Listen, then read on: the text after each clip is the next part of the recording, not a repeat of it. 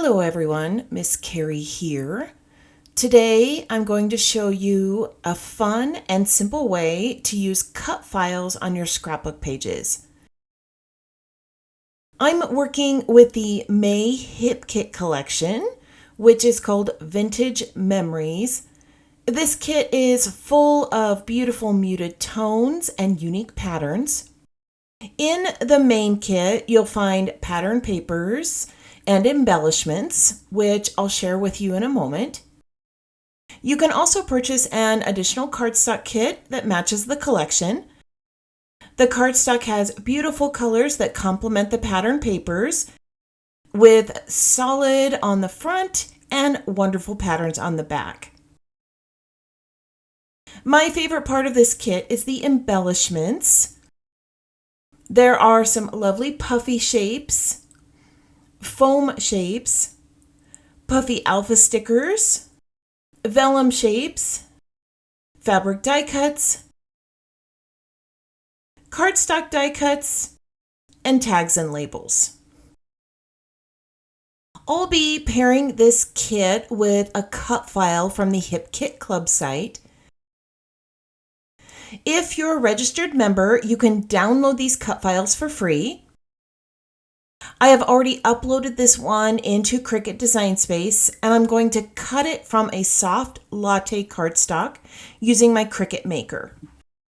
This cut file does not have a border around the edges, which allows you to place it on your cutting mat wherever you wish to cut it out. Before moving on to the cutting process, I did size mine at 11 by 11. And then I use the cardstock for intricate cut settings on my Cricut Maker. That cut file makes a great background, but since it's so bold, I've chosen to back it with a warm poppy colored cardstock to help it stand out. I also want to avoid it taking attention away from my photo, which can be common with larger cut files. To separate the photo from this background, I'm going to select some pattern papers from the kit that match the colors in the photo. I have a vintage blue with some phrases and icons, a soft white with butterflies to break up the color patterns, and some yellow floral to add brightness. To add interest, I'm going to tear the papers at an angle to create a textured edge. To control the tear, I'm using a water brush to draw the pattern I want. Then I'll tear towards myself to get a white edge. If you don't want a white edge, you can tear the paper away from yourself. After creating the torn pattern in the first background paper, I'm going to layer the next pattern over it and match the tear pattern. I'm just going to repeat this process with the blue paper as well to ensure a consistent look. When all three papers are stacked together, the angles will point towards the photo, drawing your eye right where it should be. Off camera, I used my sewing machine to add some stitching. At this point, I have a lot of vertical elements on the page, so I'm going to add some horizontal strips to make the photo look like it's hanging off the top. I'm going to use liquid glue to adhere these in place because I might be adding some stitching to it later. I'm going to start by placing the photo and a journal card on the page. Then I'm going to choose some floral die cuts, frames, and some labels that will enhance the photo. I'm going to trim down this frame a bit and create a subtle border around my photo.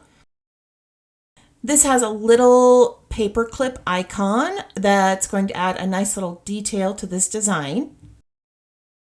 To add a little bit of color, I'm going to tuck a yellow label at the top and add a phrase to it.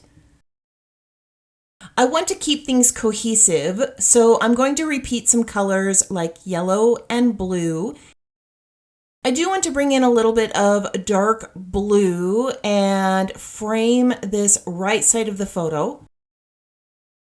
I'm going to use a craft knife to cut a slit right here. And then I'm going to tuck this floral piece right behind my picture. This is going to make it look like it's part of the journaling card. For the title, I'm using Vintage Style Makes My Heart Happy. I'm going to tuck a few little floral pieces here, and then I'll finish off my visual triangle of florals with another cluster up here near the top.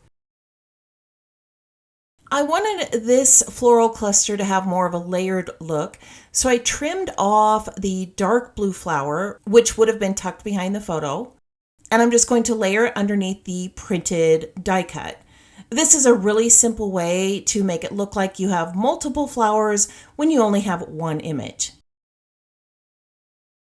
I'm going to finish this off with a few puffy stickers, including a phrase and some butterflies. I'm going to finish adding the rest of my embellishments, and then I'll share the completed layout with you.